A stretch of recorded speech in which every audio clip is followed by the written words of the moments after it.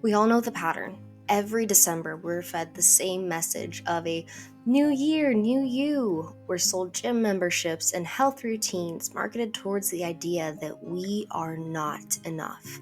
We reflect on the previous year, not in terms of how we felt or the beautiful moments we created, but on what we did or often didn't accomplish. We look at others' lives and compare to their big promotion or new house or their endless vacations that they seem to be on. I think they went to Europe like 5 times this year. We see where we don't measure up and we buy the solution to our problems. We make the New Year's resolutions only to give up a few months in, feeling defeated and worthless and like a failure that yet again we didn't take advantage of the new year. But what if I told you there's another way? A way to actually love the life that you live?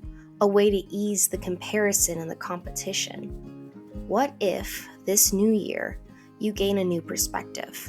The secret sauce to a joy-filled life. So, I'm not really one to make New Year's resolutions. I used to be, don't get me wrong. In high school, I used to make them every single year. Usually, it involved changing my entire life overnight. December 31st, I was one person. January 1st, I was supposed to be going to the gym and eating healthy and whatever 16-year-old me deemed as like the thing to be, right? The new year, new me. And like many other people, after a few months, my heart wasn't in it. And so I would stop going to the gym or I would eat more junk food or whatever. And then I'd end up feeling like a failure. Like I was just not disciplined enough that I could never become the person that I wanted to be in the new year. And in a way, it makes sense that New Year's resolutions don't often work out. According to the Gregorian calendar, that new year falls in the dead of winter, at least if you're in the northern hemisphere. And the entire earth, again, northern part of the earth, is dormant. It's asleep. It's resting. So it makes sense that these things that we're trying to change don't always come to fruition. Spring would actually be a better time to set intentions or redesign your entire life that will come into bloom as the flowers bloom, right? But there is something very exciting about this idea of a fresh new start and a fresh new calendar year. So I understand the aspect of making a New Year's resolution. And if you were to just make one New Year's resolution this year, I invite you to let it be to start living an intentional life.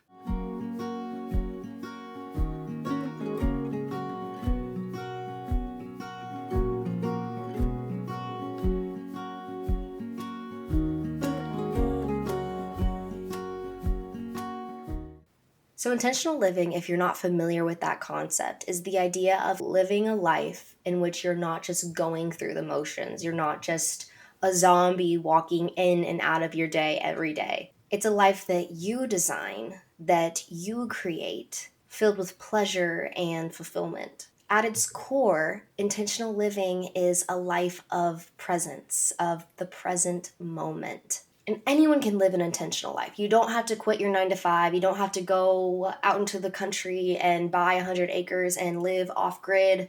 You don't have to be a stay at home mom. You don't have to, whatever you may think that you might be like, okay, yeah, that sounds nice, but I'm not X, Y, and Z. An intentional life is for literally anyone.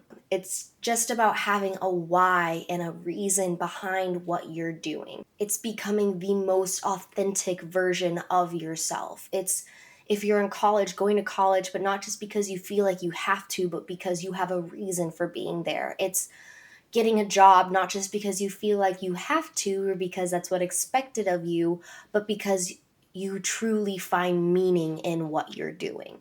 And even if you work a job like a 9 to 5 that you don't love, you can still create intention and have an intentional life within that too.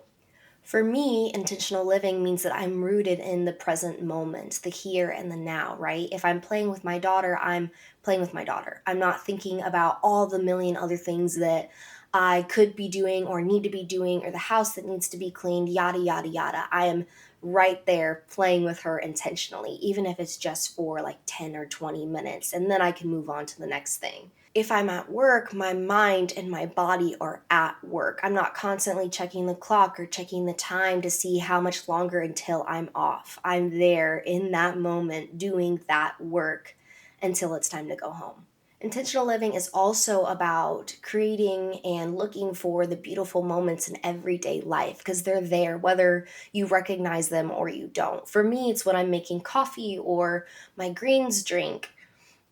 I'm expressing gratitude. I'm expressing gratitude for how yummy it is, for having the means to buy these things, for the hands that I have that are able to make it, and the mouth that I have that's able to taste it, for how it will benefit my body and my soul and my mind, because all of those things are present in most moments. You can do this for almost anything. Rush hour traffic's a hard one, but you have a car that you can drive, you have a job that you can go to, you know?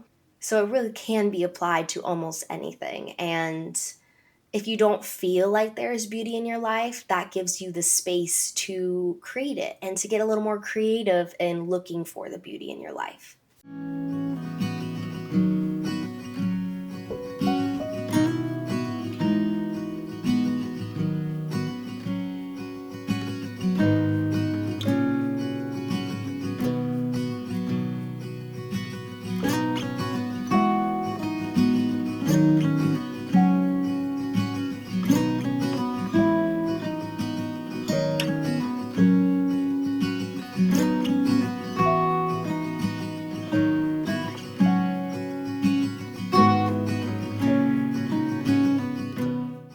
I also think that setting intentions for your year can help you to have direction. So, while my idea behind this video is to just talk about enjoying the present moment and living an intentional life, I also see the value and understand wanting to set goals or intentions for the year. I prefer to set intentions rather than like specific, whatever that smart, measurable, something, whatever time goals.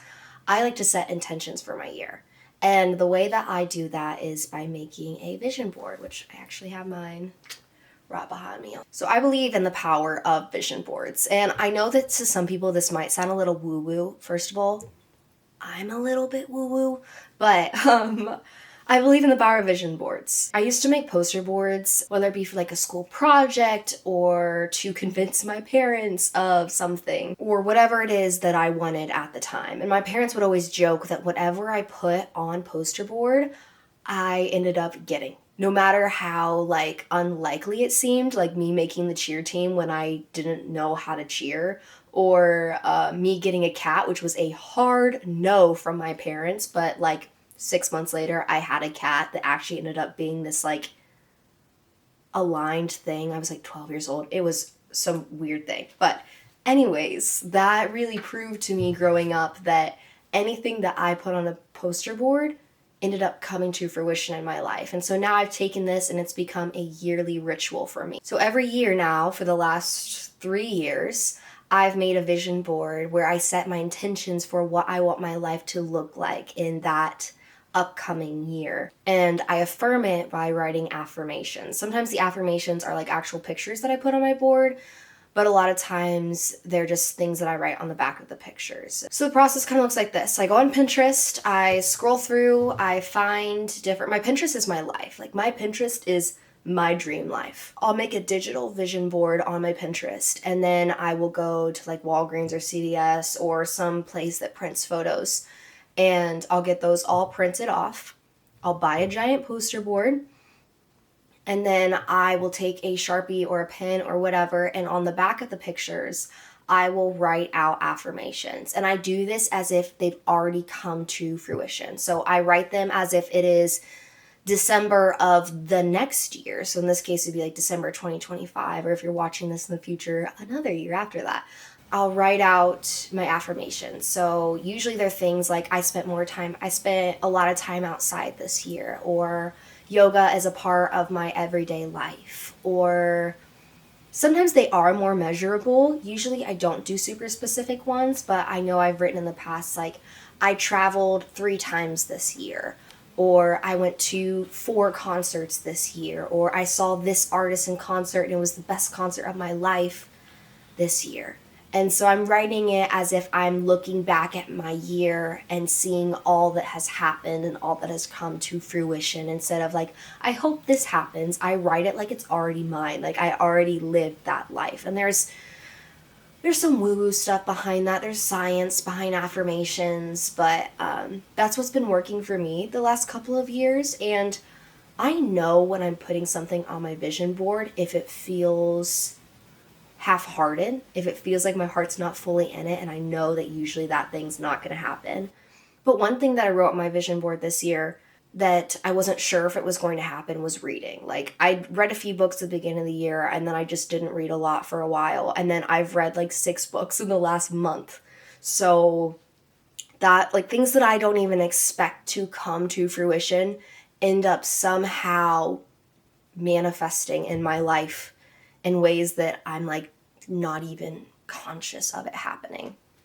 And with this, I don't give myself deadlines. The only deadline is like by the end of the upcoming year. And even then, if I don't accomplish it by the end of the upcoming year and I still want that to happen, it's going on my vision board for the next year. So I never really feel like a failure when I look back on my year. I don't feel like, oh, dang it, I wanted to travel 3 times, I only traveled 2.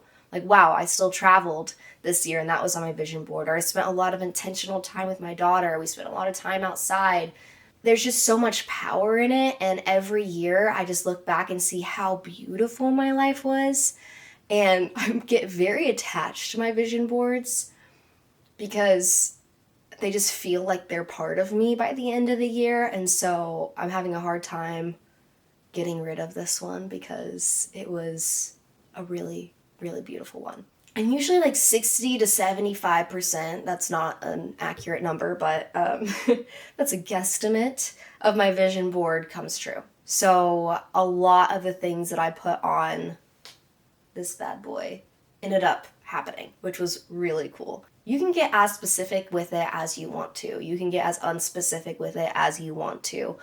Because of my personality and just like my triggers and stuff like that, and trying to not set myself up to fail, I tend to not have like super like cemented goals, more just intentions for what I want my life to look like and what I'm working towards in that year. Because it's not like I'm just like writing these and then just like letting them go and I'm just gonna sit in my room for every day this year and not work towards them. I'm still working towards them, and I have it in a spot in my room where I can see it every single day. But like, yeah, that makes sense. 2024 was a really, really amazing year for me. And it didn't necessarily feel like it was going to be when I went into the new year. Even with my vision board made and how beautiful that was, I wasn't sure what the year was going to hold for me. And I truly believe that it was such an amazing year, not because of necessarily what I accomplished, but because of my mindset, because of the space that I was in, because I became so intentional about the way that I was living, because I really truly rooted myself in the present moment and ebbed and flowed with the seasons and with the emotions that I felt throughout the year. So if you set any goals for the new year, if you make any resolutions, I encourage you to let it be to live a more intentional life, a life of meaning, a life that you truly love, rooted in the present moment, looking for more ways to be happy with where you are and what you have. And I hope you have the most wonderful new year.